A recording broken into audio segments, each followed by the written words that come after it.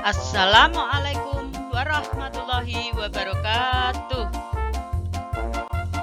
Selamat pagi anak-anak semua. Ayo, hari ini kita belajar mata pelajaran IPA terapan yang nanti akan diuraikan oleh Ibu Sri Darwati SPD. Sebelum membahas materi, saya uraikan dulu materi apa saja yang nanti harus kalian pelajari selama di semester 2 atau semester genap. Ada 6 KD. Yang pertama KD 8 tentang asam, basa, dan garam. KD 9 tentang sistem koloid. KD 10 tentang reaksi redoks. KD 11 tentang makromolekul. KD 12 tentang polimer, dan KD 13 yang terakhir tentang penanganan limbah. Nah, untuk hari ini kalian saya ajak belajar mulai dari KD 8, belajar tentang asam, basa, dan garam. Nanti selanjutnya kita urutkan sesuai dengan KD yang kalian pelajari selama di semester 2.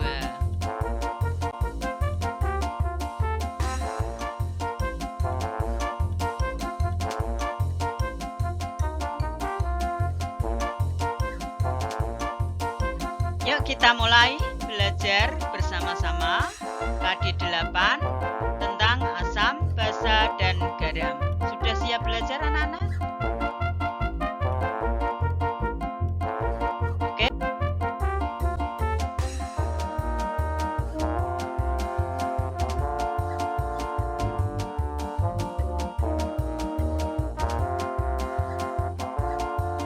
Pada KD 8 tentang asam, basa, dan garam, nanti yang kalian pelajari ada 4 sub KD. Di antaranya A. Pengertian asam, basa, dan garam. B. Derajat keasaman. C. Indikator asam basa. D. Asam, basa, dan garam di sekitar kita.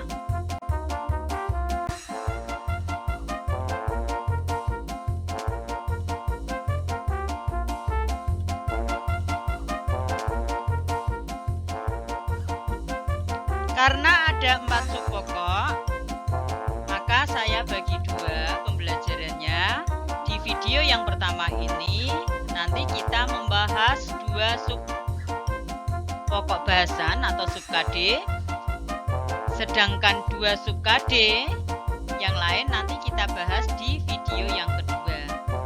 Oke, untuk hari ini kita belajar untuk sub yang A, pengertian asam, basa, dan garam. Yang kedua atau B, derajat keasaman. Nah, yang C dan D nanti kita bahas di video selanjutnya atau video yang kedua. Oke, kita lanjut.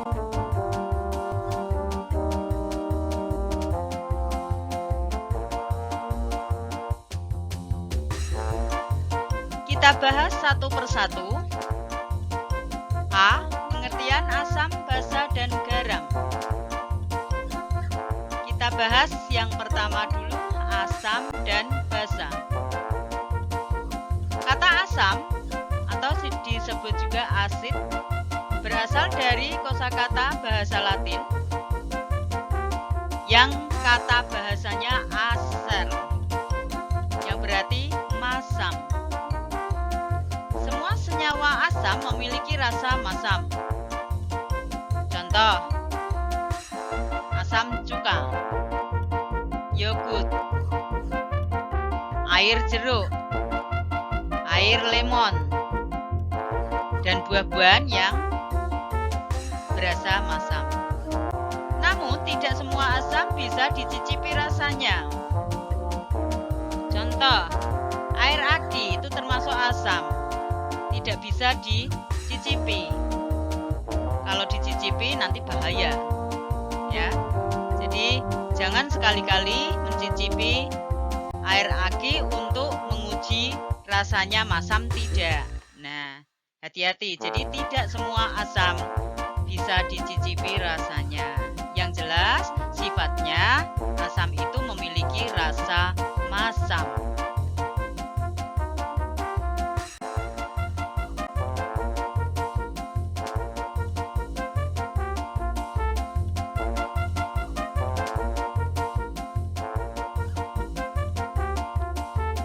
Kemudian basa.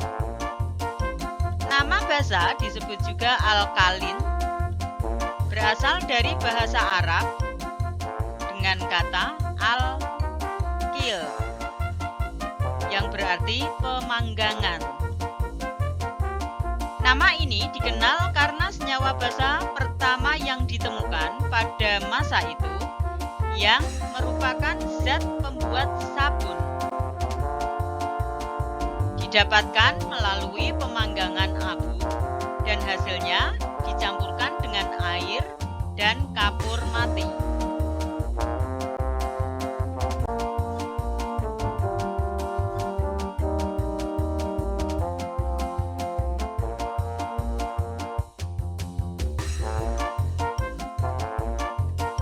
Nah, tadi pengertian dari asam dan basa. Ternyata asam dan basa itu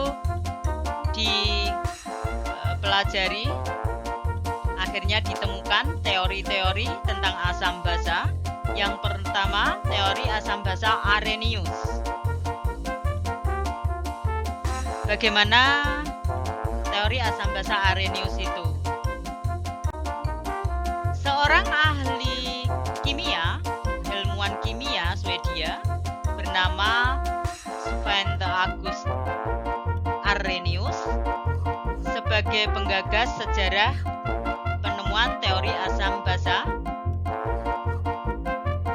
Menurut Arrhenius, asam adalah senyawa yang apabila dilarutkan dalam air akan menghasilkan ion hidrogen. Ion hidrogen itu lambangnya atau simbolnya H positif 1. H artinya H bermuatan positif 1, artinya dia ion positif, namanya ion hidrogen. Semakin banyak ion hidrogen yang dapat dilepaskan, semakin kuat sifat asam suatu senyawa.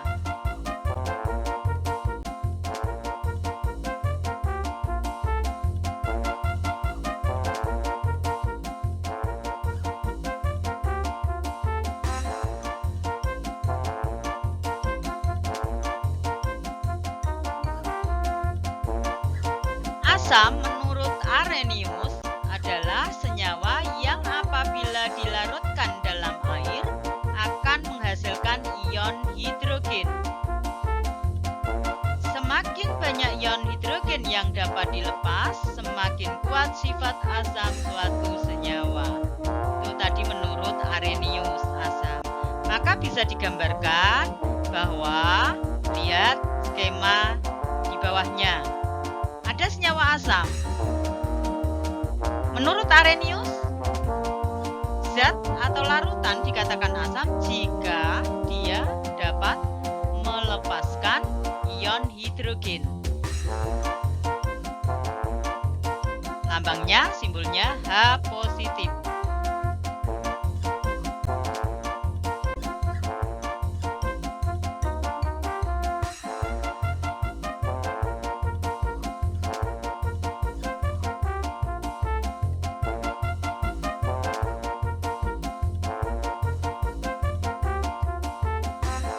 Kemudian basa menurut Arrhenius adalah senyawa yang apabila dilarutkan dalam air akan menghasilkan ion hidroksida.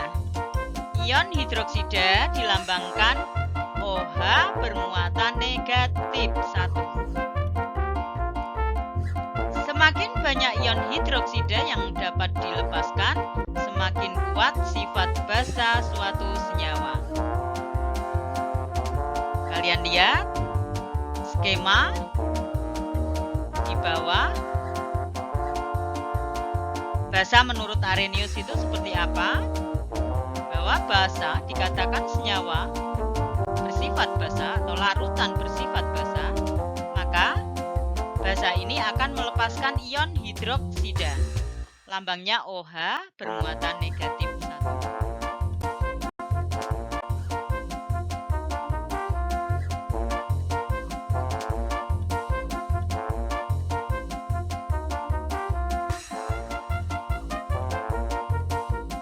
Contoh asam, senyawa-senyawa asam beserta reaksi ionisasinya. Kalian lihat di slide.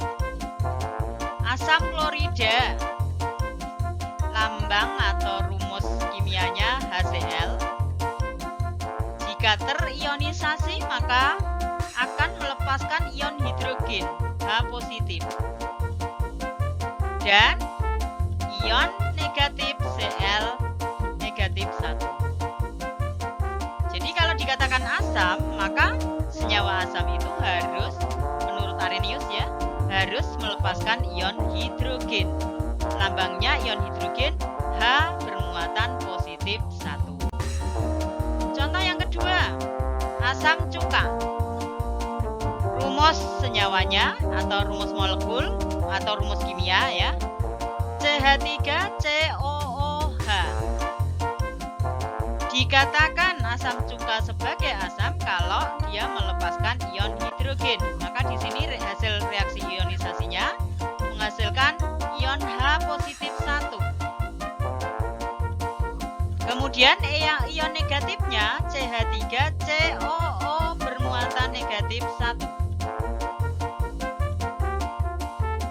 Yang ketiga contohnya asam sulfat. Rumus molekulnya H2SO4. Dikatakan asam kalau melepaskan ion hidrogen.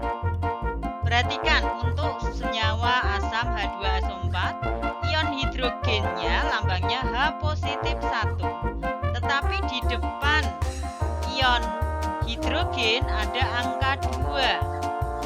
Nah, angka 2 ini dinamakan koefisien reaksi sebagai penyeimbang atau penyetara atom hidrogen baik itu di ruas kiri maupun ruas kanan tanda panah. Coba dilihat, H2SO4 hidrogennya sebanyak 2 atom. Itu kalau dibaca, sebanyak 2 atom. Maka hidrogen yang ada di sebelah kanan tanda panah jumlahnya harus 2. Untuk menuliskan angka 2, taruh di depannya Z. Atau kalau di sini ion hidrogen, maka di depannya ion hidrogen. Itu ion positifnya. Kemudian ion negatif yang dihasilkan pada reaksi ionisasi H2SO4 atau asam sulfat itu, sisanya di belakangnya H ada SO4, maka ion negatifnya SO4 2 negatif. Jadi bermuatan negatif, muatannya 2. Nah, muatan negatif 2 dari mana? Dari angka 2 di depannya SO4, di belakangnya H2 dan di depannya SO4. Jadi perlu dipahami ya, kalau hidrogen maka untuk hidrogen yang sebelah kanan tanda panah menulisnya di depan angka hidrogen. Saya ulangi, angka di belakangnya hidrogen persis ya, menunjukkan jumlah atom hidrogen. Maka untuk menyetarakan atom atau ion hidrogen di sebelah kanan tanda panah menulisnya di depan ion hidrogen. Tetapi angka 2 ini di depannya SO4 atau terletak di antara H dan SO4. Maka bagi SO4 angka 2 ini menunjukkan jumlah ion negatif dari SO4, sehingga SO4 bermuatan negatif 2. Dipahami betul-betul ya. lanjutkan contoh yang keempat, asam nitrat. Rumus molekulnya HNO3. Maka akan melepaskan H positif. Di sini H positifnya jumlahnya 1 karena hidrogen di sebelah kiri pada senyawa HNO3 ya, jumlahnya 1. Sehingga tidak perlu ditambahi angka. Kemudian NO3 bermuatan negatif 1. Karena antara H dan NO3 tidak ada angka, dianggap angkanya 1. Oke? Pahami betul-betul untuk reaksi ionisasi pada senyawa asam ini. Kita lanjutkan ke slide berikutnya.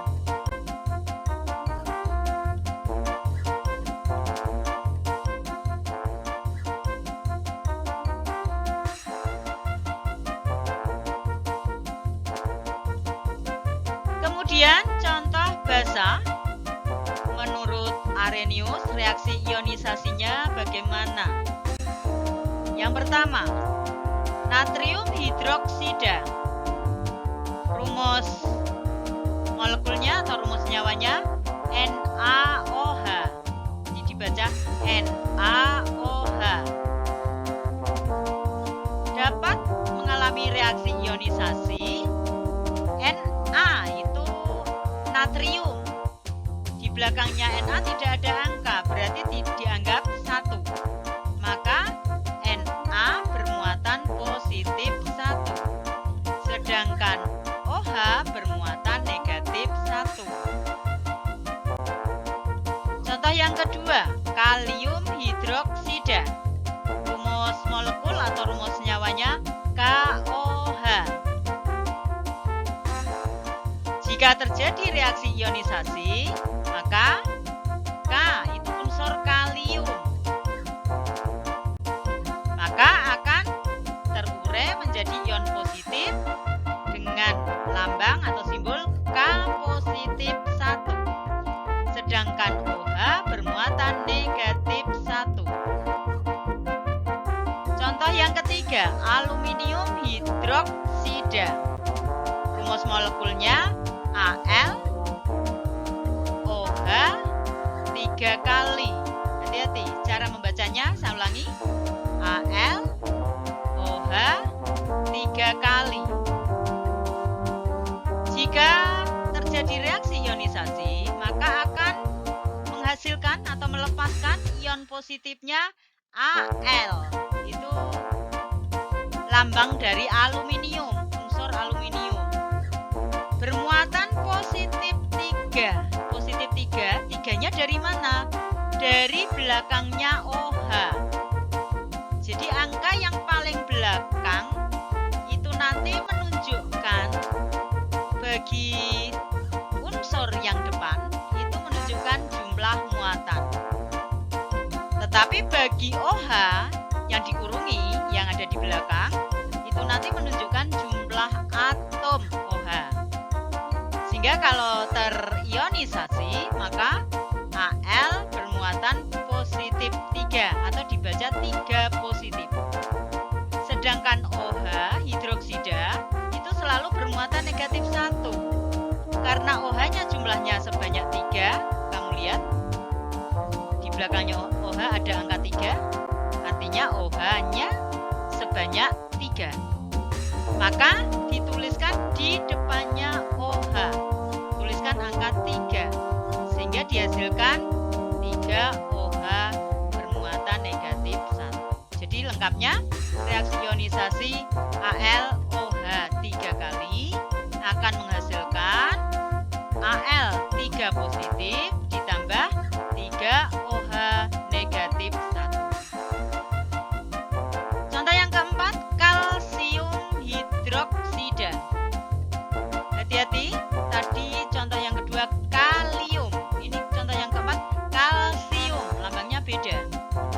Kalau kalium lambangnya K, sedangkan kalsium lambangnya Ca.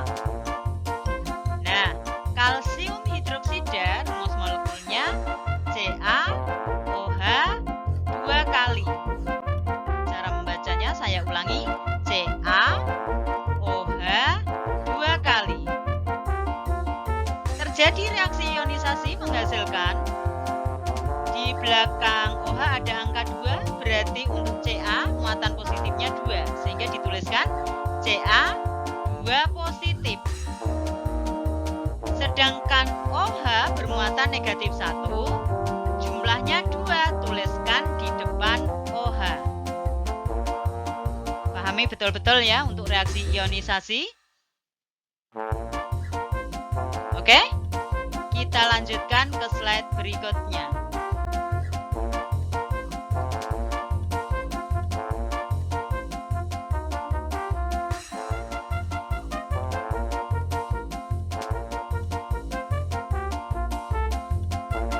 Yang pertama tadi teori asam basa menurut Arrhenius. Sekarang kita lanjutkan yang kedua atau B, teori asam basa Bronsted-Lowry. Teori asam basa menurut Bronsted-Lowry didasarkan pada kemampuan suatu zat dalam memberi atau disebut juga donor dan menerima disebut juga akseptor proton, di mana proton dilambangkan ion hidrogen atau ion H positif 1. Kemudian asam basa menurut Bronsted-Lowry bagaimana kita uraikan? Apa itu asam menurut Bronsted-Lowry? Asam adalah zat atau senyawa yang dapat memberikan proton, disebut juga donor proton. Sedangkan basa adalah zat atau senyawa yang dapat menerima proton, disebut juga akseptor proton. Jadi menurut Bronsted-Lowry, asam itu dia pendonor proton, sedangkan basa akseptor proton. Protonnya berupa ion hidrogen, dilambangkan H positif 1. Oke, kita lanjutkan slide berikutnya.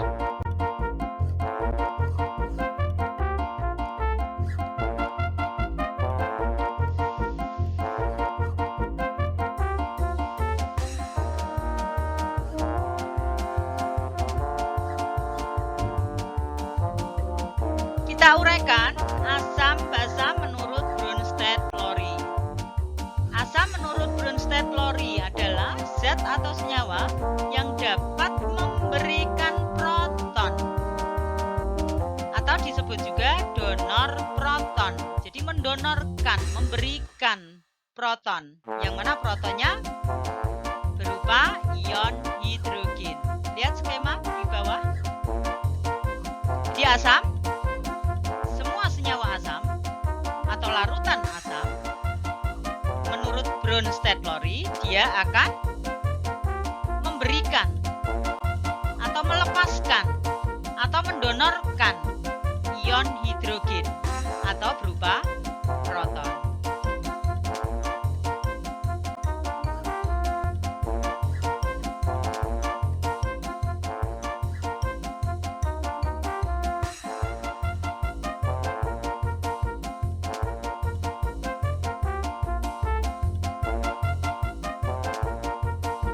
Kita lanjutkan basa menurut Bronsted-Lowry. Adalah senyawa atau zat dapat menerima proton atau disebut juga akseptor proton.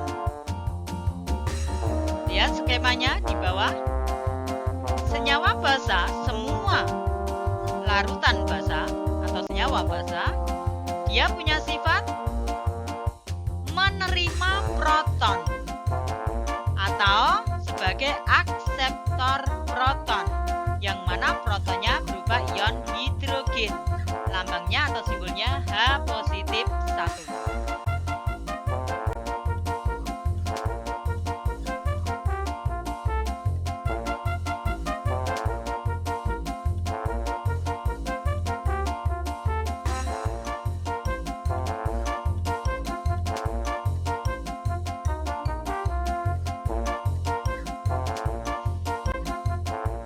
Contoh teori asam basa Bronsted-Lowry.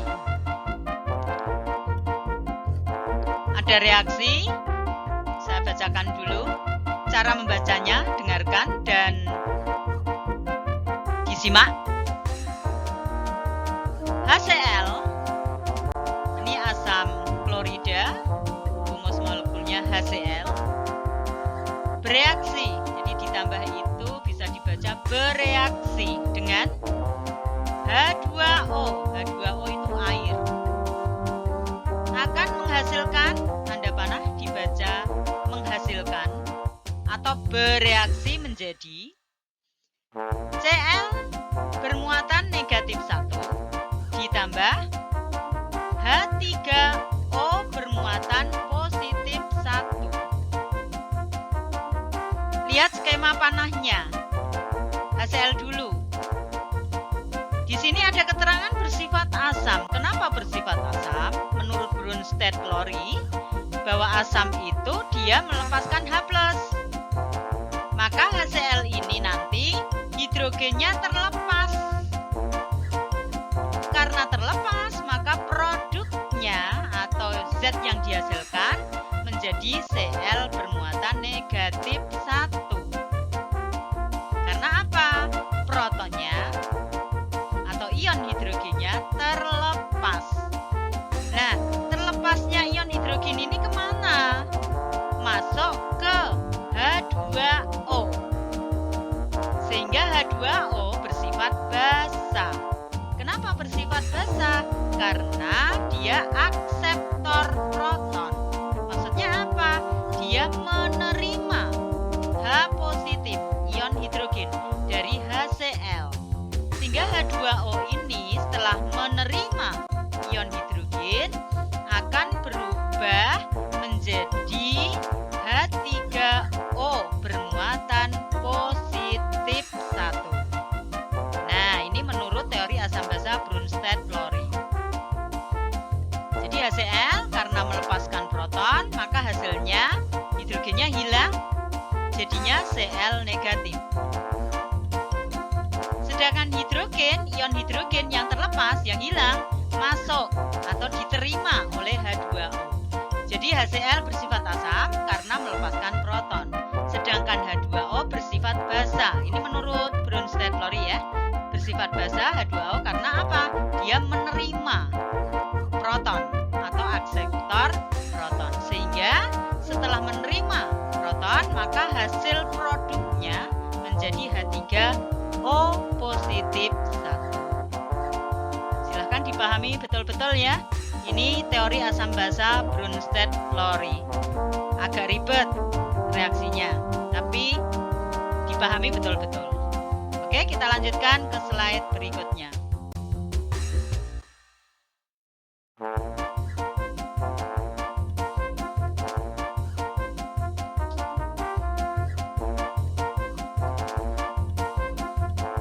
Yang ketiga, teori asam basa Lewis. Jadi ada 3 teori tentang asam basa. Tadi ya, yang sudah diuraikan itu yang pertama, teori asam basa Arrhenius. Yang kedua, teori asam basa Brønsted-Lowry. Yang terakhir ini yang ketiga, teori asam basa Lewis. Ini lebih rumit lagi untuk teori asam basa Lewis. Oke, kita uraikan. Teori asam basa Lewis menjelaskan bahwa sifat asam atau basa suatu senyawa atau suatu zat bergantung pada kemampuan senyawa tersebut untuk menerima atau memberi pasangan elektron bebas. Jadi pasangan elektronnya bebas. Artinya pasangan elektron bebas itu seperti apa? Yaitu pasangan elektron yang tidak digunakan untuk berikatan atom dengan atom lain.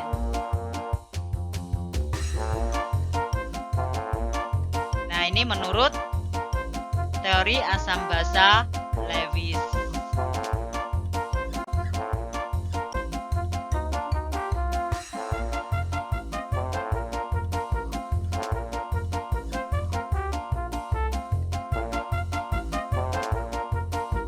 Nah, bagaimana asam basa menurut Lewis?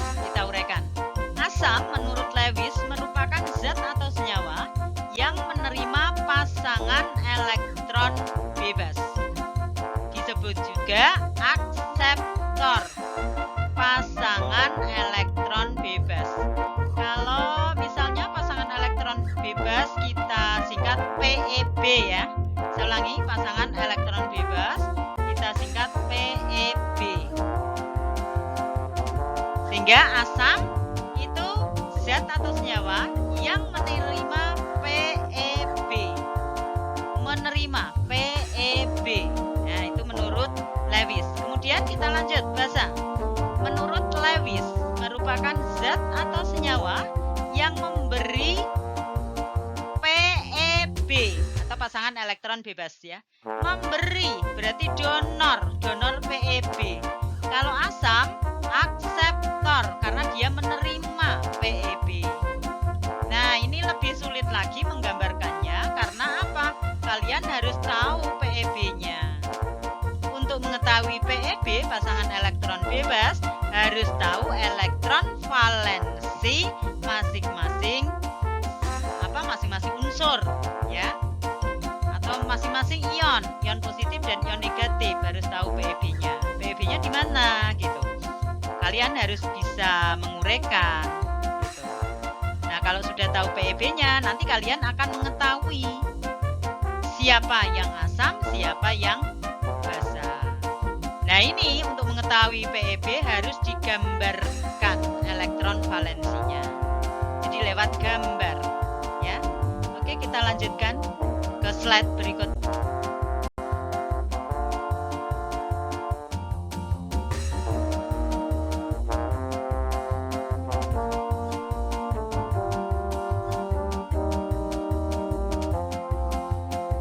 Contoh teori asam basa Lewis. Di sini diambil contoh langsung reaksinya, jadi PEB-nya tidak digambarkan.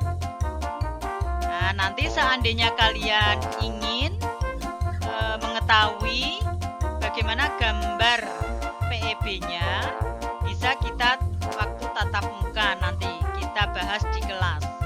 Bagaimana proses asam basa yang dikatakan menurut Lewis itu seperti apa. Di sini diberi contoh hanya satu reaksi yang dicontohkan NH3. Di sini disebut basa. Contohnya disebut basa. Artinya apa? Berarti NH3, senyawa NH3 ini punya PEB, pasangan elektron bebas yang didonorkan.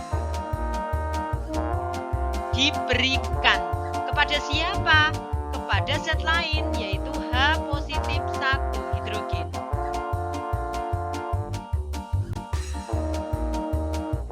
Nah, setelah memberikan pasangan elektron bebas dari NH3 diberikan ke H positif 1, maka akan menghasilkan senyawa baru, yaitu NH4 positif 1 bermuatan positif 1.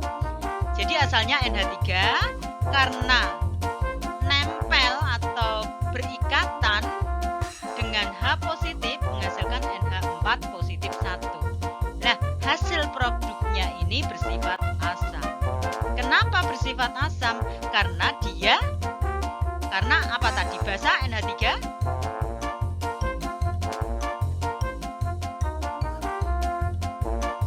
mengikat H positif dengan cara memberikan PEB, sedangkan H positif 1 dia menerima PEB. Nah, yang menerima PEB maka akan bersifat asam. Ini minta maaf Bu Sri belum bisa menggambarkan PEB-nya. Ya, jadi nanti bisa lewat offline saja. Jika kalian ingin mengetahui bagaimana proses sifat asam basa menurut Lewis. Oke, kita lanjutkan slide.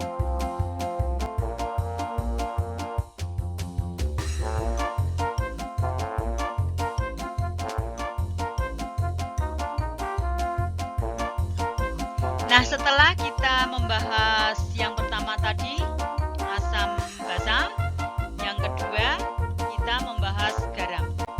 Tadi judulnya yang A, pengertian asam basa dan garam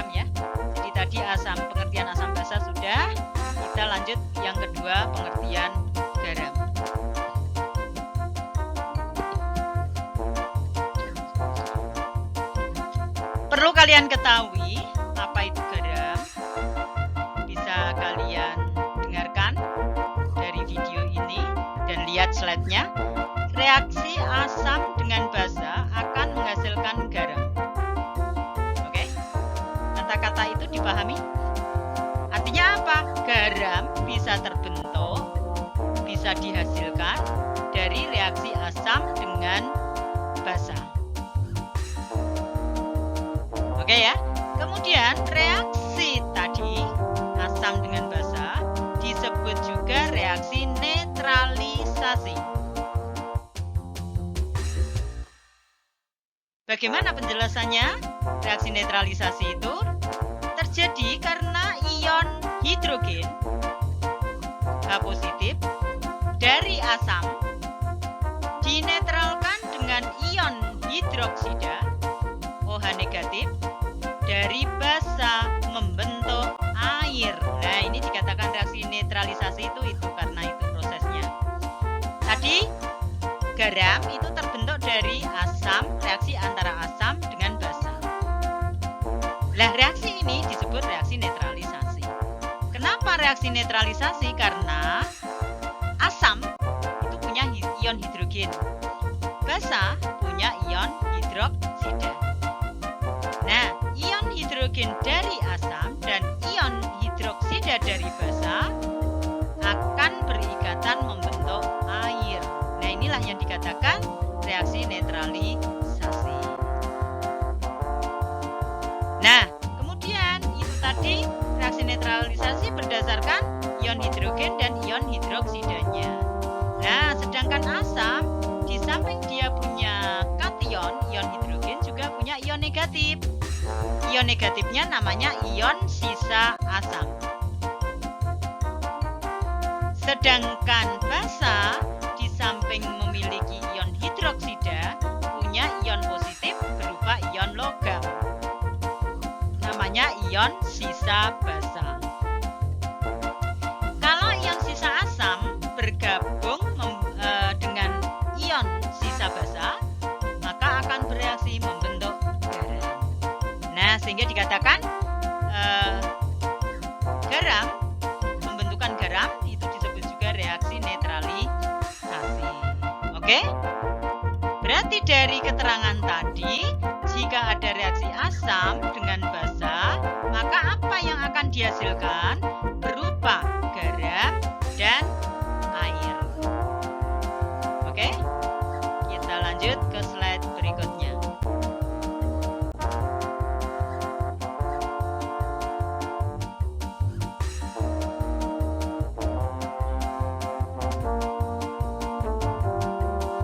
Contoh reaksi pembentukan garam. Di sini ada senyawa asam klorida direaksikan dengan senyawa basa natrium hidroksida menghasilkan garamnya natrium klorida dan air. Nah, dari kata-kata tadi bisa dibuat atau ditulis persamaan reaksi kimianya yang terjadi itu seperti apa. Lihat di paling bawah. Asam klorida, rumus kimianya, rumus senyawanya HCl, ditambah basanya natrium hidroksida, rumus senyawanya NaOH. Nah, keduanya akan bereaksi menghasilkan NaCl. Nah, ini garam dapur yang kalian bisa lihat di dapur ibu kalian ya. Garam dapur itu rumus molekulnya NaCl. Nah, garam ini diperoleh dari hasil reaksi antara asam HCl dan basa NaOH. Kemudian produk yang kedua, hasil yang kedua di samping garam adalah air, H2O, rumus molekulnya. Ya. Nah, sehingga ini contoh reaksi pembentukan garam, garam dapur terutama ya. Ini dari senyawa asamnya asam klorida dan basanya natrium hidroksida. Oke, kita lanjutkan.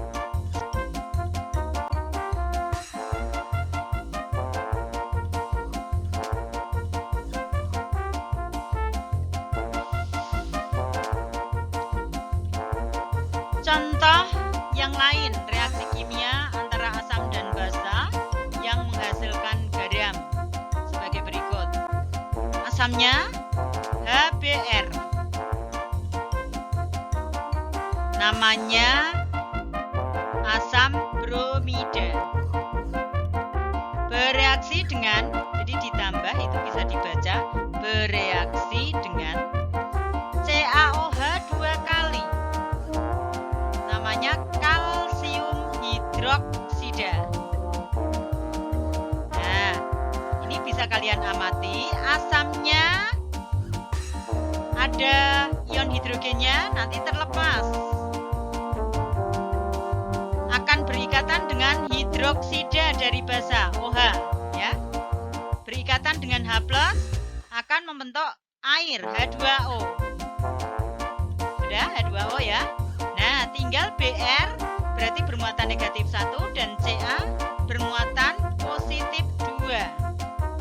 Maka garam yang terbentuk apa? CaBr2.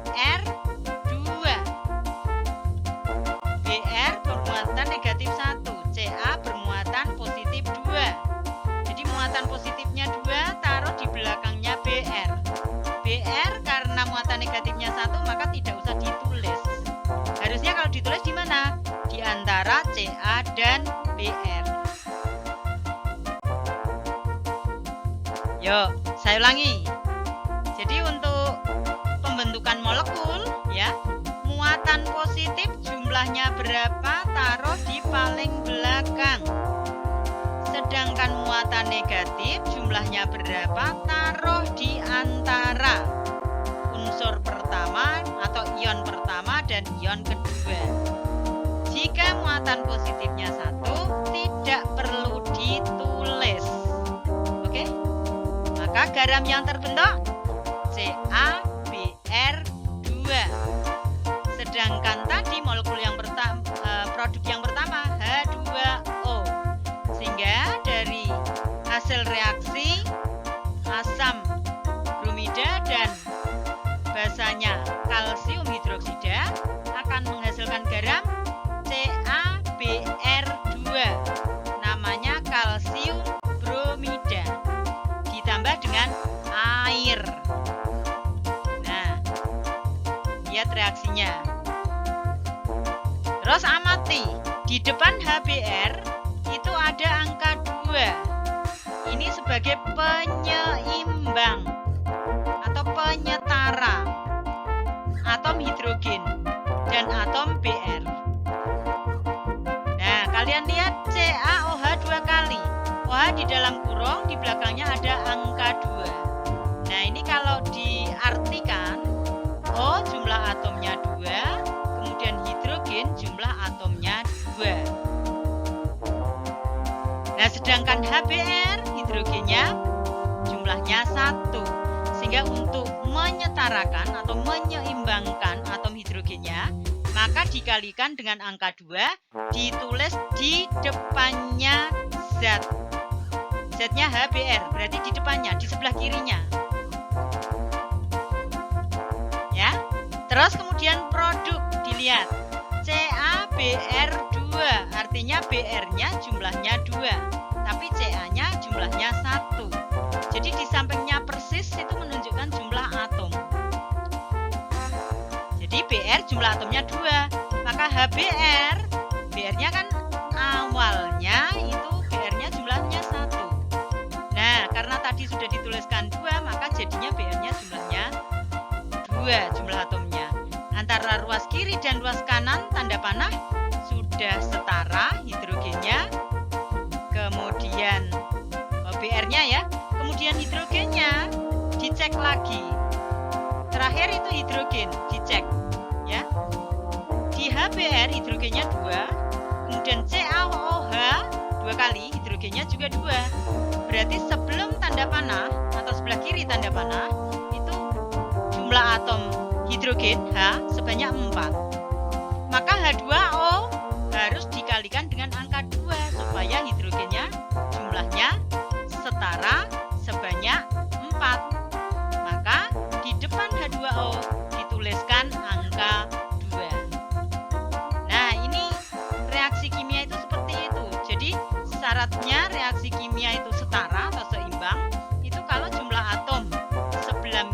sebelah kiri tanda panah sama dengan jumlah atom sebelah kanan tanda panah. Oke, memang agak rumit ini untuk reaksi kimia ya. Lanjut contoh yang kedua, yaitu reaksi antara H2S, ini asam sulfida namanya. KOH namanya kalium hidroksida. Asam sulfida hidrogennya terlepas. Kalium hidroksida, hidroksidanya OH-nya terlepas. Bergabung dengan H+ membentuk H2O. Angka 2-nya nanti kita bahas nanti ya, itu penyetarannya. Kemudian H2S, hidrogennya tadi sudah terlepas. Tinggal S. S-nya ini bermuatan negatif 2. Dari mana asalnya negatif 2? Nah, hati-hati. Antara H dan S ada angka 2. Ya. Angka 2 ini nempel di H, berarti jumlah atom H. Tetapi bagi yang belakang S, jumlah muatan. Berarti S bermuatan negatif, jumlah muatannya 2. Sehingga terbentuk muatan negatifnya S bermuatan negatif 2 atau 2 negatif. Nah, nanti akan berikatan dengan siapa? KOH, tadi OH negatifnya sudah terlepas ya, berikatan dengan H+ membentuk H2O. Maka tinggal sisanya K, bermuatan positif 1. Kenapa bermuatan positif 1? Karena OH bermuatan negatif 1. Maka K bermuatan positif 1. Berikatan dengan S yang bermuatan negatif 2. Maka akan membentuk garam K2S. Loh, kok gitu, Bu? Nah, prosesnya bagaimana? K bermuatan positif 1. Jumlah muatan positifnya 1. Maka harusnya ditulis di belakang S. Karena 1 tidak perlu ditulis.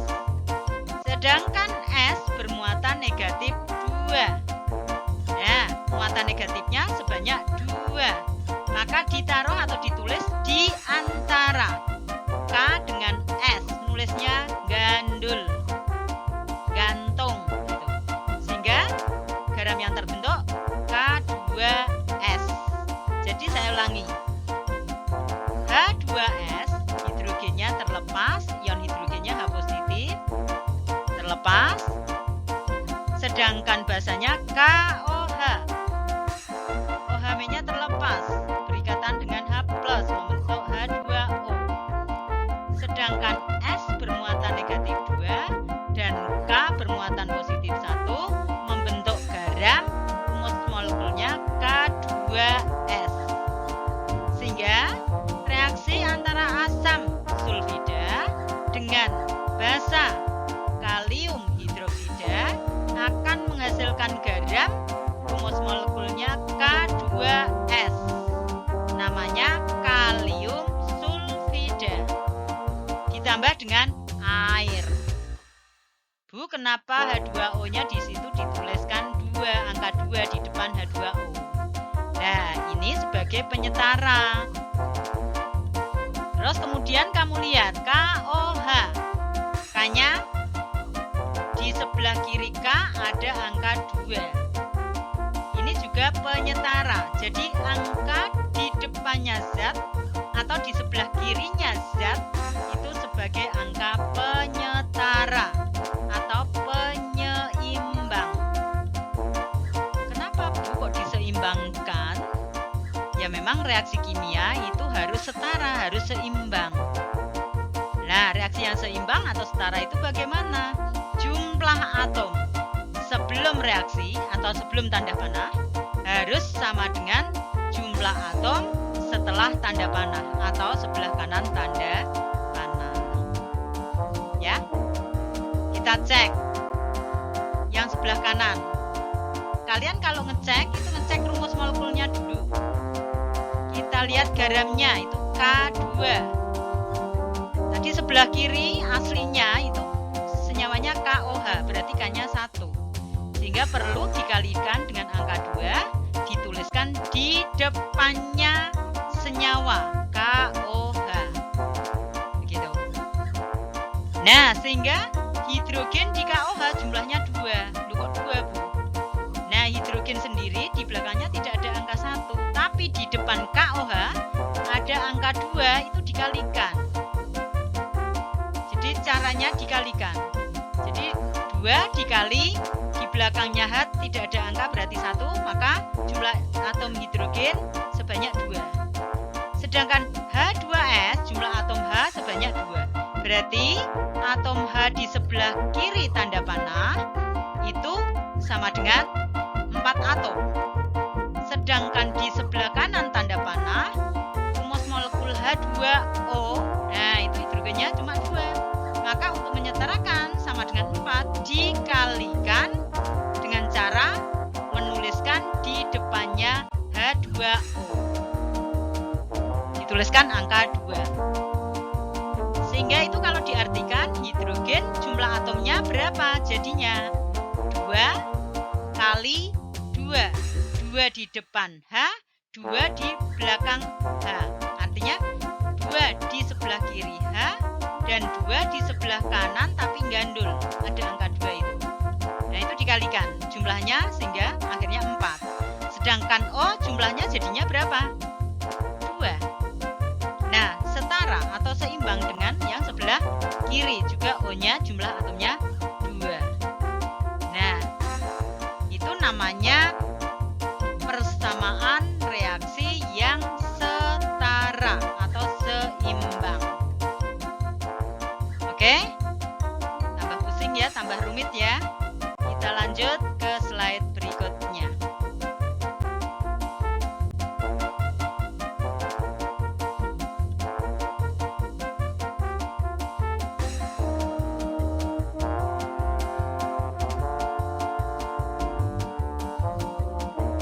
Garam merupakan senyawa ionik yang tersusun dari ion positif. Ion positif disebut juga kation. Dan ion negatif disebut juga anion. Ya. Jadi garam itu terbentuk dari ion positif kation dan ion negatif anion. Sehingga garam disebut juga senyawa ionik. Ya. Kedua ion ini bersenyawa membentuk kristal yang keras tetapi rapuh. Dalam fase cair dan larutan, garam dapat menghantarkan arus listrik.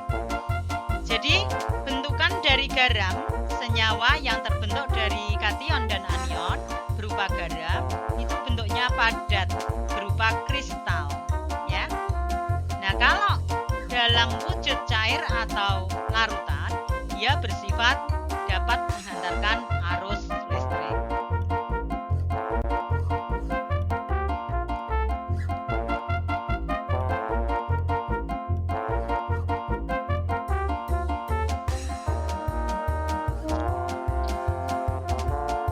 Oleh karena itu, garam termasuk elektrolit kuat. Nah, dari keterangan ini berarti asam basa garam itu termasuk larutan elektrolit. Larutan elektrolit itu apa? Yaitu larutan yang dapat menghantarkan arus listrik. Nah, garam termasuk elektrolit kuat.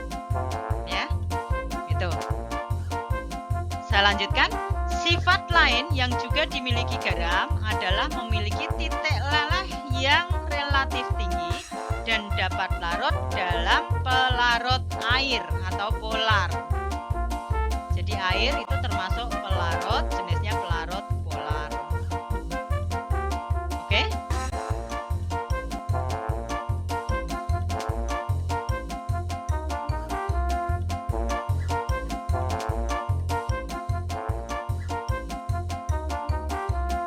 Nah, setelah kalian belajar tentang pengertian asam, basa, dan garam, yang pertama atau yang A, nah, kita lanjutkan bagian B tentang derajat keasaman.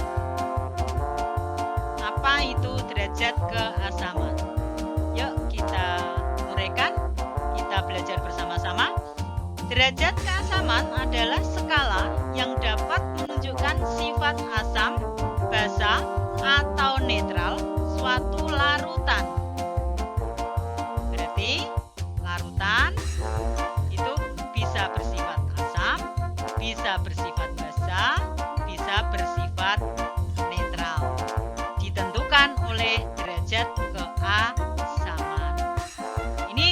istilahnya derajat keasaman, tidak ada derajat kebasaan, tidak ada. Juga tidak ada derajat kegaraman, juga tidak ada. Jadi istilahnya untuk mengukur larutan itu bersifat asam, basa atau netral, itu istilahnya derajat keasaman. Derajat keasaman ini disebut juga pH atau dilambangkan dengan pH. Lambangnya P-nya kecil hanya besar. pH ini singkatan dari power of hydrogen. Ya, power of hidrogen artinya derajat keasaman. Keasaman itu ditentukan dari ion hidrogennya, ya. Oke, kita lanjutkan.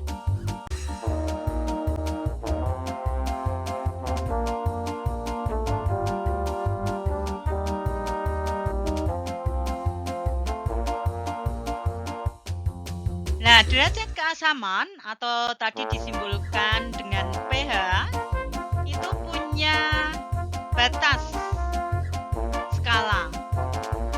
Nah, rentang skala pH ini bagaimana? Antara 1 sampai dengan 14. Jadi pH itu punya skala dari pH sama dengan 1 sampai dengan pH sama dengan 14. Jadi skalanya dari angka 1 sampai 14 gitu. Nah, tadi pH itu untuk menentukan sifat larutan bersifat asam, basa atau netral. Nah, bagaimana ketentuannya? Yuk kita uraikan. Larutan bersifat asam jika pH larutan kurang dari 7. Kurang dari 7. Berarti mulai dari 0,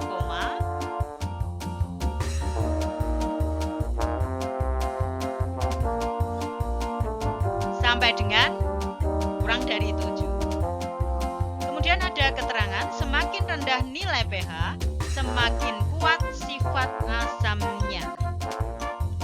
Nah, kalau dijelaskan, misalnya ada asam, diketahui pH-nya. Ada suatu asam pertama pH-nya 2. Sedangkan asam yang kedua pH-nya 5 misalnya. Nah, maka asam yang bersifat asam kuat adalah yang pH-nya 2. Sedangkan yang pH-nya 5 dia bersifat asam lemah. Nah, pada slide sebelumnya asam dikelompokkan menjadi 2 macam ya. Ada asam kuat, ada asam lemah. Nah, dasarnya nanti pakai pH. Kalau pH-nya kecil berarti dia punya sifat asam kuat. Tapi pH-nya mendekati 7 maka dia bersifat asam lemah. Kita lanjutkan larutan yang bersifat basa. Punya ketentuan larutan bersifat basa jika pH lebih besar dari 7. Berarti nanti larutan basa bisa pH-nya 8, bisa pH-nya 13. Nah, di sini ada keterangan semakin tinggi nilai pH, semakin kuat sifat basanya. Nah, saya ambil contoh. Ada basa, larutan basa pertama punya pH 8, sedangkan basa kedua punya pH 13. Siapa basa yang paling kuat? Maka basanya yang punya pH lebih tinggi, mendekati 14. Berarti larutan basa yang pH-nya 13 itu punya sifat basa kuat dibanding larutan basa yang pH-nya 8. Berarti yang pH-nya 8 dikatakan punya sifat basa lemah. Kita lanjut, larutan yang bersifat netral yang seperti apa? Larutan bersifat netral jika pH sama dengan 7. Saya ulangi, larutan bersifat netral jika pH sama dengan 7. Jadi titik tengah yang memisahkan antara asam dan basa. Nah, kalau nanti kalian menguji suatu larutan, tidak diketahui larutannya apa. Nah, kita uji menggunakan pH meter atau kertas lakmus. Maka kalau pH-nya 7, berarti larutan tersebut bersifat netral. Kalau bersifat netral artinya apa? Tidak bersifat asam dan tidak bersifat basa. Nah, senyawanya berupa apa? Berarti bukan senyawa asam dan bukan senyawa basa. Nah, terus senyawanya apa? Yaitu berupa senyawa garam. Oke?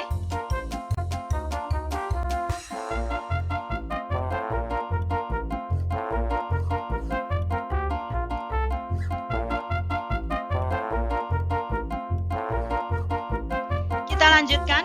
Selain untuk meramalkan sifat suatu larutan, nilai pH juga dapat digunakan untuk menentukan kekuatan suatu asam dan basa.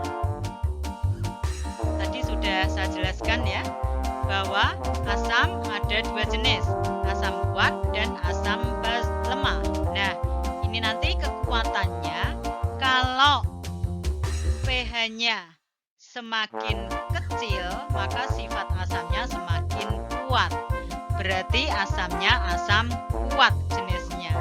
Tetapi kalau pH-nya mendekati 7, maka asamnya bersifat asam lemah. Nah, kuat lemahnya itu merupakan kekuatan asam. Bisa dilihat dari pH tadi. Ya. Tuh. Kemudian basa.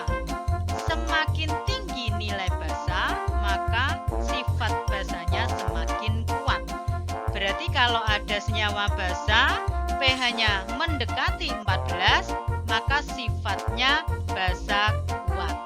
Tetapi kalau pH-nya mendekati 7, maka sifat basanya lemah. Nah, kekuatan basa bisa ditentukan lewat pH tadi. Semakin tinggi pH-nya, basanya semakin kuat.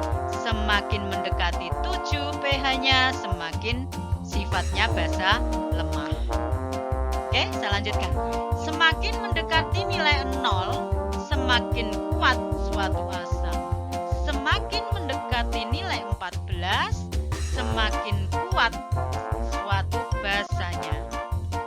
Oleh karena itu, kita mengenal asam kuat, asam lemah, basa kuat, basa lemah lewat nilai pH atau derajat keasaman suatu larutan.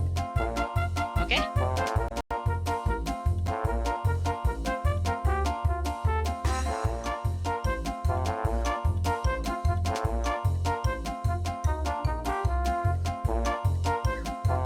Yuk kita bahas untuk kekuatan asam dan basa. Yang pertama, asam dulu. Asam berdasarkan daya hantarnya dikelompokkan menjadi dua macam. Nah, ini perlu saya tambahkan keterangan bahwa asam itu termasuk larutan elektrolit. Larutan yang dapat menghantarkan arus listrik. Nah, asam ini karena ada punya kekuatan ya, ada asam kuat, ada asam lemah, maka daya hantarnya berbeda-beda. Kalau asam kuat, maka daya hantarnya semakin kuat. Tapi kalau asam lemah, daya hantar listriknya lemah. Sehingga nanti senyawa asam pada slide sebelumnya ya, itu sudah dibahas Bu Sri bahwa senyawa asam bisa mengalami reaksi ionisasi. Reaksi ionisasi ini dasarnya sifat daya hantar listriknya. Semakin kuat daya hantar listriknya, maka reaksi ionisasinya semakin sempurna. Tetapi semakin lemah daya hantarnya, maka reaksi ionisasinya hanya berlaku sebagian saja.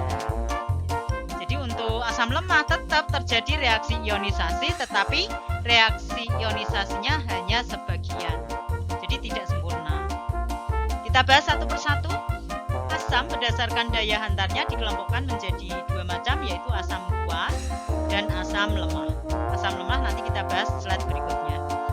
Kita bahas dulu yang A, asam kuat. Asam kuat adalah asam yang mengalami reaksi ionisasi sempurna. Asam kuat yang terlarut dalam air hampir seluruhnya mengion. Ionisasi sempurna. Artinya asam kuat bisa terionisasi seluruhnya.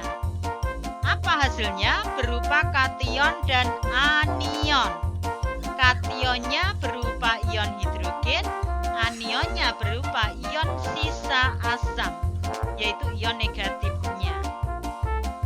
Itu namanya ionisasi sempurna, atau seluruhnya mengalami reaksi ionisasi atau mengion. Nah, kalau ionisasinya sempurna atau mengion seluruhnya, maka nilai derajat ionisasi lambangnya alfa sama dengan 1. Jadi derajat ionisasi lambangnya alfa sama dengan 1. Ini menunjukkan bahwa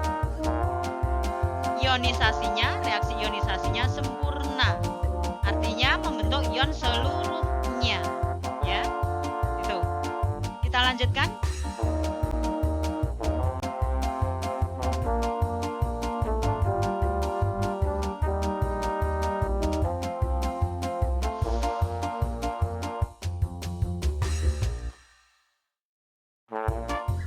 Contoh reaksi ionisasi asam kuat. Tadi keterangannya bahwa asam kuat itu mengalami reaksi ionisasi sempurna.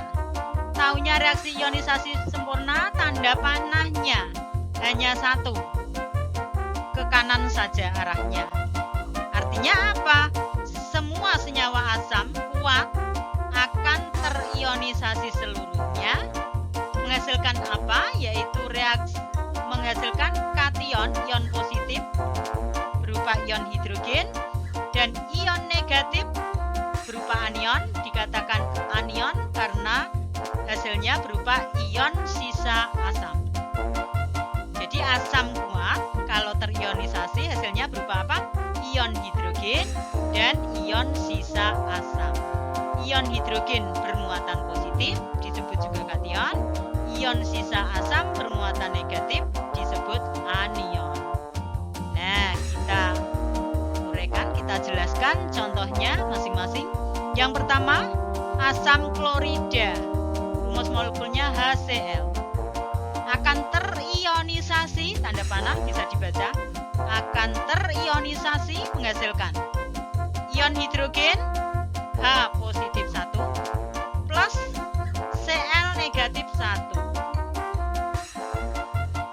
Nah, tentunya kalian mungkin bertanya, Bu, kenapa ion Cl-nya bermuatan negatif 1?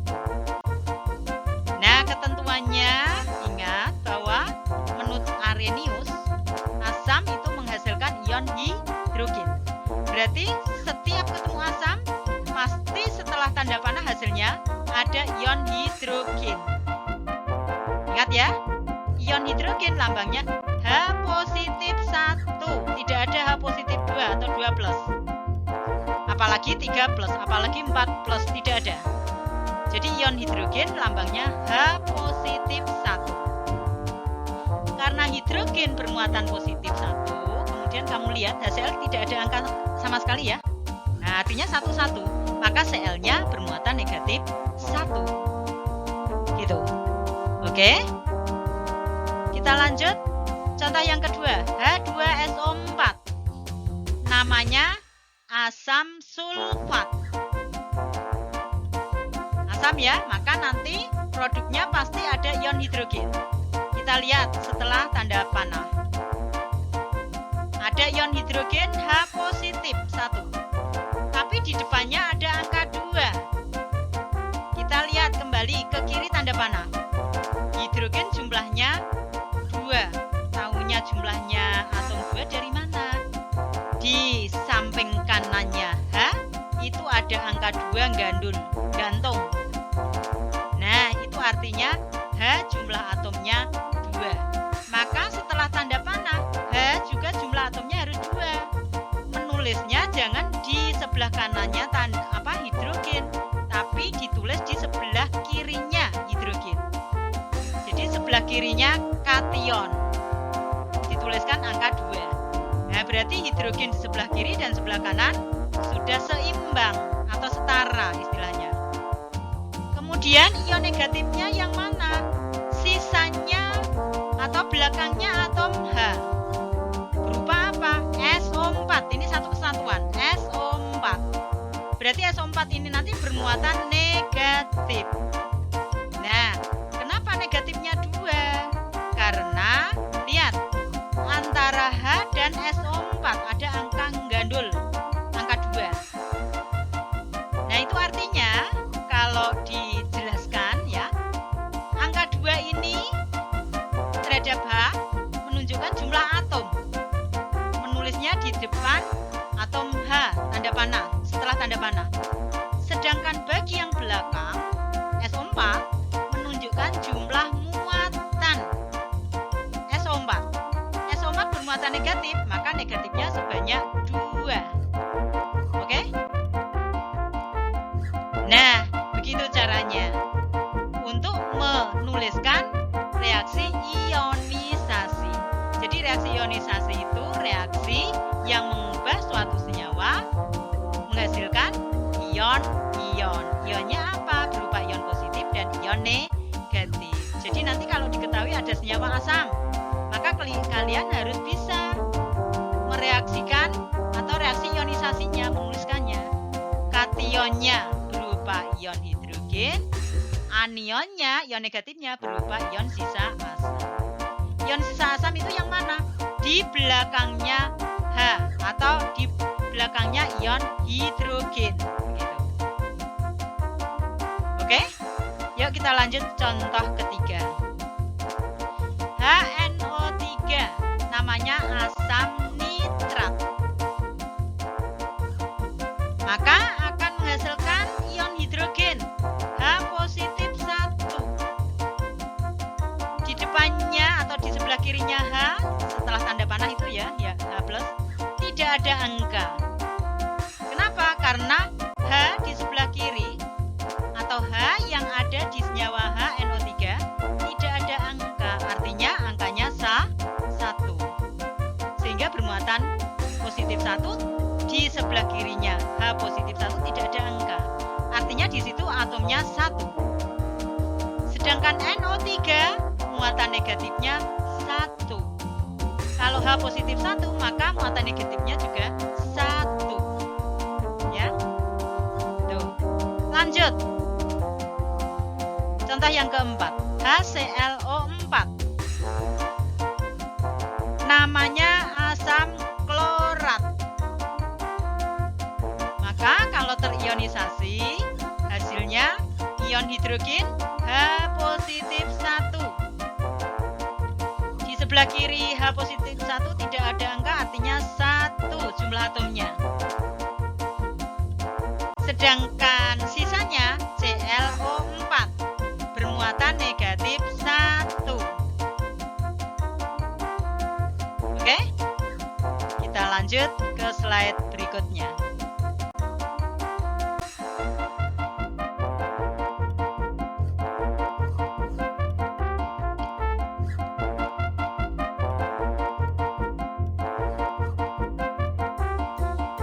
B. Asam lemah. Asam lemah adalah asam yang mengalami ionisasi sebagian. Nah, jadi asam lemah karena sifat pH-nya mendekati 7, ya. Dilihat dari pH-nya, ya. Maka asam lemah ini mengalami reaksi ionisasi sebagian. Maksudnya sebagian itu bagaimana? Sebagian terionisasi, sebagian lagi masih dalam bentuk senyawanya atau molekulnya. Itu artinya ionisasi sebagian. Saya lanjutkan. Asam lemah yang terlarut hanya sebagian yang mengalami ionisasi, sehingga nilai derajat ionisasinya kurang dari 1. Derajat ionisasi tadi lambangnya alfa. Jadi alfa kurang dari 1. Nah, ini yang membedakan antara asam kuat dan asam lemah. Kalau asam kuat, derajat ionisasinya sama dengan 1. artinya terionisasi seluruhnya atau sempurna. Tapi kalau asam lemah, derajat ionisasinya kurang dari 1. Artinya bagaimana? Derajat ionisasinya misalnya harganya 0,2, 0,5, 0,8, 0,9. Nah, harga derajat ionisasi tersebut kurang dari 1. Maka nanti sifat asamnya bersifat asam lemah. Nah, reaksi ionisasinya hanya sebagian.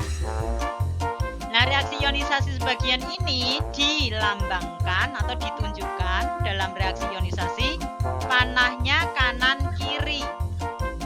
Artinya bisa menghasilkan ion hanya sebagian dan bisa kembali ke asam awalnya.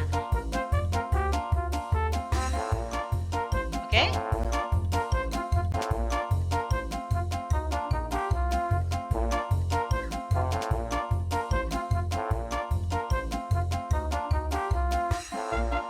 Nah, penjelasan berikutnya, dalam persamaan reaksi asam lemah digunakan tanda panah bolak-balik. Artinya bisa menghasilkan produk menjadi ion-ion, bisa balik ke senyawa awal berupa senyawanya atau berupa asam lemahnya. Terus ada keterangan karena zat tidak dapat seluruhnya mengion atau menjadi produk berupa ion-ion. Tetapi ada yang tertinggal sebagai zat awalnya atau zat asam lemahnya. Contoh reaksi ionisasi asam lemah. Yang pertama HCN. Asam ya, berarti menghasilkan ion hidrogen H positif 1. Sisa asamnya berarti belakangnya HCN, bermuatan negatif 1. Kemudian contoh yang kedua, CH3COOH. Maaf ya, tadi HCN namanya asam sianida. Ini untuk pemberian nama supaya kalian kenal nama asam, kenal rumus molekulnya. Ya. Yang kedua, CH3COOH. Ini asam cuka. Jadi kalau kalian makan bakso pakai cuka, ya, rumus molekulnya CH3COOH. Nah, nanti ion hidrogen yang terlepas adalah hidrogen yang sendirian, yang paling belakang. Nah, itu yang terlepas menjadi ion hidrogen H positif 1. Ini khusus untuk asam-asam yang bersifat organik. Ini harus kalian kenal dulu ya, asam yang bersifat organik dan anorganik. Kalau HCN itu asam anorganik. Kalau CH3COOH itu asam organik. Nah, bedanya asam organik dan anorganik bagaimana? Ini saya fokuskan organik dulu. Asam organik cirinya ada unsur CHO. CHO berarti asam organik. Berarti selain itu anorganik, ya. Nah, hidrogennya yang terlepas paling belakang. Nah, itu nanti sebagai ion hidrogennya. Terlepas menjadi H positif 1. Tanda panahnya bolak-balik karena asam lemah. Sedangkan ion negatifnya berarti sisanya hidrogen yang terlepas. Berarti mulai CH3COO bermuatan negatif. Nah, ion negatifnya, anionnya namanya ion asetat. Ya, sehingga namanya asam cuka disebut juga asam asetat. Kita lanjut, contoh yang ketiga, H2CO3. Namanya asam karbonat. Hati-hati, asam karbonat ini dengan asam cuka beda. Kalau asam cuka asam organik, tapi H2CO3 asam anorganik, walaupun ada C, ada H, ada O.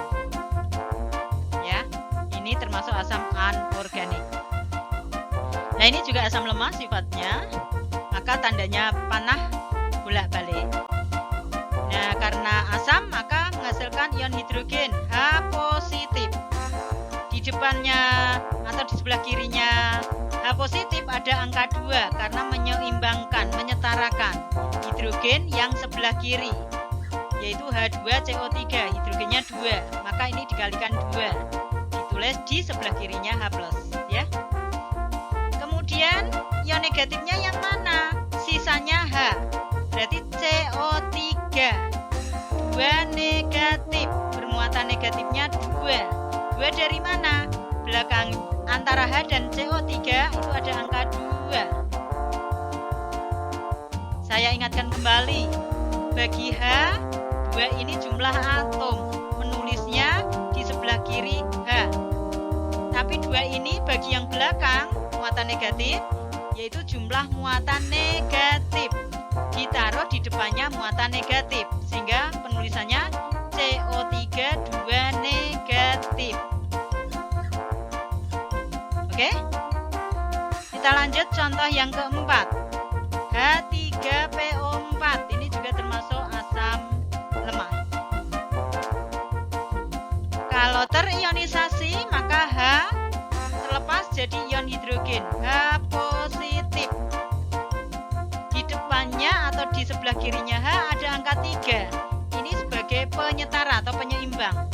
Karena H di sebelah kiri tanda panah, yaitu H3PO4, hidrogennya 3, maka dituliskan angka 3 di sebelah kiri H.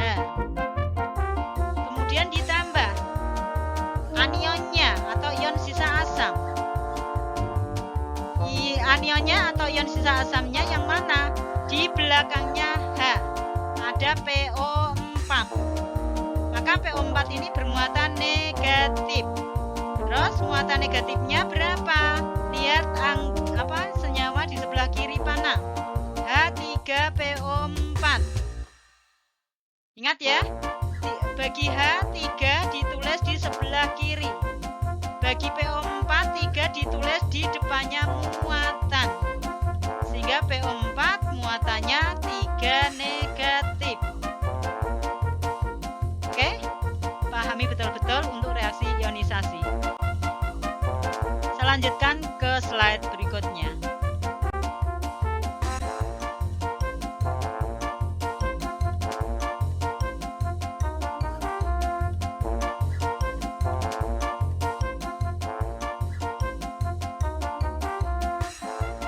Nah, ini daftar senyawa-senyawa asam, baik itu asam kuat dan asam lemah. Tabelnya bisa kalian lihat, mungkin ini agak kecil.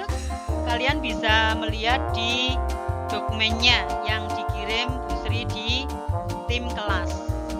Ya, ini ada asam kuat, asam lemah. Asam kuatnya ada asam klorida, asam bromida, asam nitrat, asam klorat, asam sulfat. Sedangkan asam lemahnya ada asam sianida, asam asetat, asam sulfida, asam karbonat, asam fosfat. Kemudian di sampingnya ada rumus asam atau rumus molekulnya asam ya. Bisa kalian amati dan bisa disimak. Kita lanjutkan ke slide berikutnya.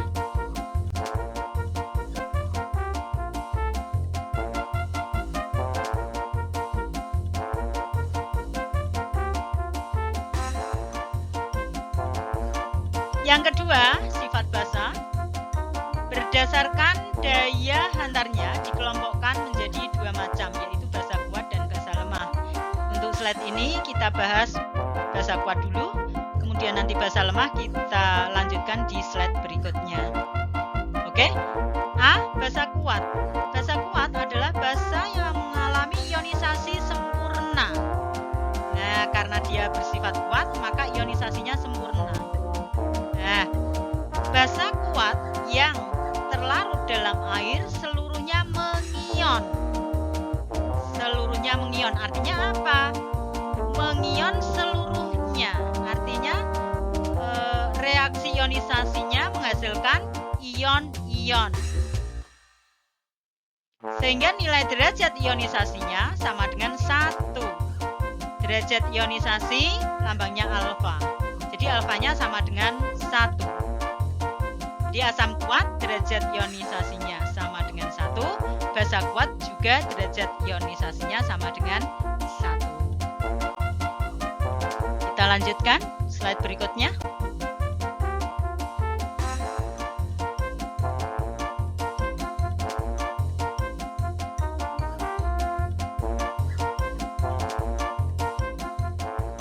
Contoh reaksi ionisasi dari basa kuat sebagai berikut. Ada 5 contoh, saya jelaskan satu persatu biar kalian memahami betul-betul. Silahkan simak penjelasannya Bu Sri ya. Contoh yang pertama, NaOH, namanya natrium hidroksida. Terionisasi menghasilkan kationnya Na, namanya natrium, bermuatan positif 1. Sedangkan OH, ion hidroksida, lambangnya atau simbolnya OH negatif 1. Jadi ion hidroksida ini bermuatan negatif dan muatan negatifnya selalu 1. Tidak ada OH 2 negatif, tidak ada OH 3 negatif, apalagi 4 negatif ya. Jadi OH selalu bermuatan negatif 1. Nah, kalian lihat, kalian amati NaOH tidak ada angka ya. Nah, berarti Na bermuatan positif 1, OH bermuatan negatif 1. Lanjut. Contoh yang kedua, KOH. Namanya kalium hidroksida. Maka muatan positifnya unsur K, kalium, bermuatan positif 1. Sedangkan OH selalu bermuatan negatif 1. Lihat, senyawa KOH tidak ada angka, maka muatan positif 1, OH selalu negatif 1. Contoh yang ketiga, bacanya kalian dengarkan dan disimak. MgOH 2 kali, atau dibaca Mg dalam kurung OH 2 kali, namanya magnesium hidroksida. Jadi cirinya basa itu belakangnya namanya hidroksida. Nah, hidroksida itu ion negatif OH negatif 1 ya.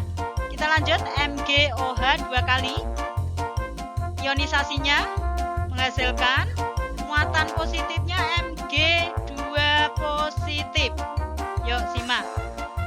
Dari mana positifnya 2? Kita lihat dulu senyawanya sebelah kiri, MgOH 2 kali. Ada angka di luar kurung, di situ ada angka 2. Angka 2 ini punya 2 arti. Bagi Mg, berarti unsur yang depan sebagai kation ya, maka 2 ini jumlah muatan positif. Sedangkan bagi yang ditempeli, berarti OH, menunjukkan jumlah atom ion negatif. Saya ulangi, angka 2 paling belakang di luar kurung bagi Mg atau kation sebagai jumlah ion positif, sehingga Mg kationnya 2 positif. Sedangkan bagi OH jumlah atom OH, sehingga dituliskan di sebelah kiri OH min, dituliskan angka 2, sehingga reaksi ionisasinya kalau dibacakan Bu Sri,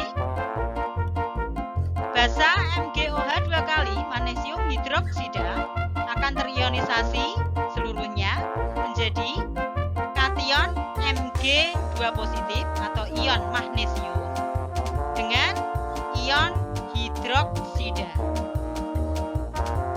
Jumlah atomnya 2. Lanjutnya, contoh yang keempat, CaOH 2 kali.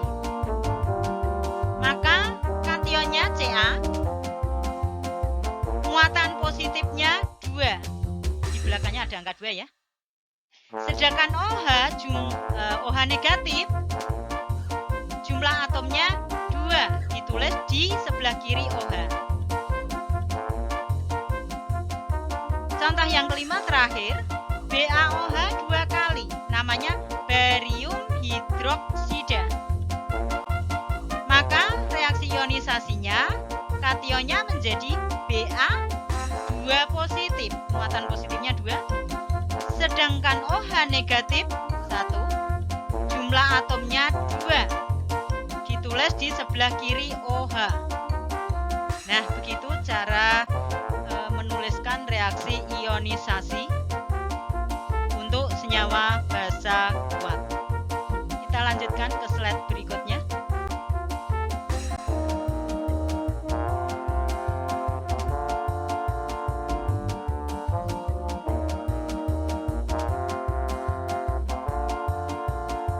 B. Basa lemah. Basa lemah adalah basa yang mengalami ionisasi sebagian. Hampir mirip asam lemah. Reaksi ionisasi sebagian berarti nanti sebagian terionisasi, sebagian masih dalam bentuk senyawa basa lemah. Oke, lanjut. Basa lemah hanya terionisasi sebagian, sehingga nilai derajat ionisasinya kurang dari 1. Bisa dilambangkan alfa kurang dari 1.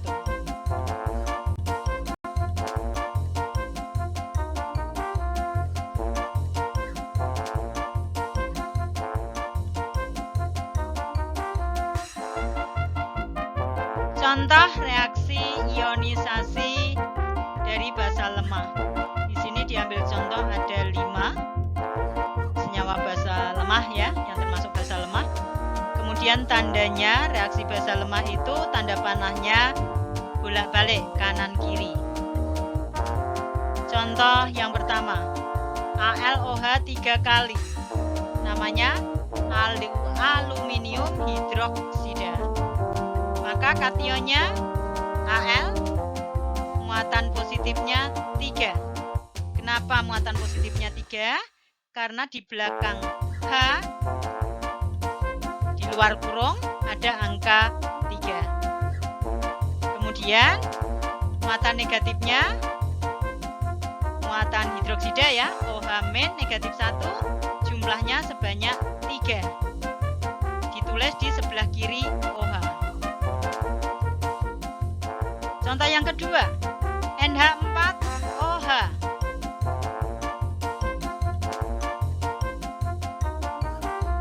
NH4 bermuatan positif 1. Kationnya, anionnya OH negatif 1. Di belakang OH tidak ada angka, artinya 1. NH4 ini satu kesatuan. 4-nya itu satu kesatuan, bermuatan positif ya. Namanya ion amonium. Jadi ini namanya amonium hidroksida. Kemudian contoh yang ketiga, FeOH 3 kali. Namanya besi atau ferrum dalam kurung Romawi 3 hidroksida. Untuk senyawa-senyawa yang ion positifnya atau kationnya itu golongan B. Contohnya ada besi, ada seng, ada tembaga, ada emas, ada perak, itu golongan B semua. Itu pemberian namanya harus pakai angka Romawi, yang mana angka Romawinya menunjukkan jumlah muatan. Ya.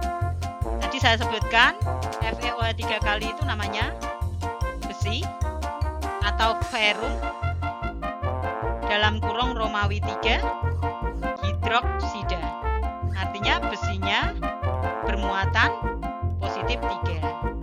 Nah, sehingga reaksi ionisasinya kation yang terbentuk adalah Fe3 positif. Dan ion hidroksidanya jumlah atomnya sebanyak 3, dituliskan di sebelah kiri OH. Kemudian contoh yang keempat, ZN OH 2 kali. Namanya zinc hidroksida. Maka reaksi ionisasinya Zn2 positif ditambah 2 OH negatif. Yang terakhir Cu OH 2 kali. Cu itu tembaga. Itu nama Indonesianya. Kalau nama latennya cuprum, tulisannya cuprum. Maka namanya tembaga Romawi 2 dalam kurung Romawi 2 hidroksida. Atau cuprum, tulisannya cuprum ya, bacanya cuprum. Romawi 2 hidroksida. Reaksi ionisasinya Cu bermuatan positif 2 atau dibaca Cu2 positif ditambah 2 OH negatif.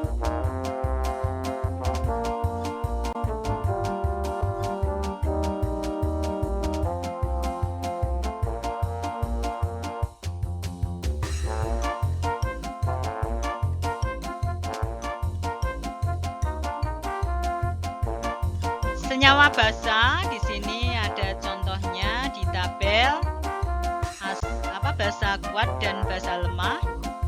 Tabelnya bisa dilihat di slide, mungkin agak kecil. Untuk lebih jelasnya bisa kalian lihat di materi dokumen yang di-share Bu Sri di lewat tim kelas. Ini basa kuat, tabelnya ada litium hidroksida, natrium hidroksida, kalium hidroksida, dan magnesium hidroksida. Diambil contoh 4. Kemudian basa lemah, amonium hidroksida, ada anilin, ada aluminium hidroksida, ada besi Romawi 2 hidroksida.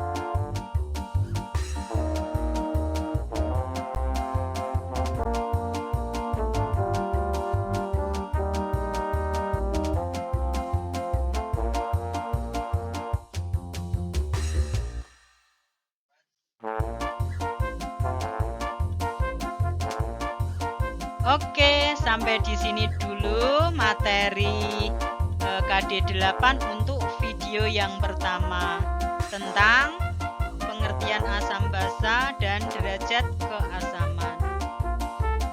Semoga menambah ilmu buat kalian. Kemudian untuk video yang kedua, nanti setelah video pertama ini kalian simak dan kalian pahami. Semoga bermanfaat. Terima kasih. Semoga bermanfaat bagi kalian semua. Wassalamualaikum warahmatullahi wabarakatuh.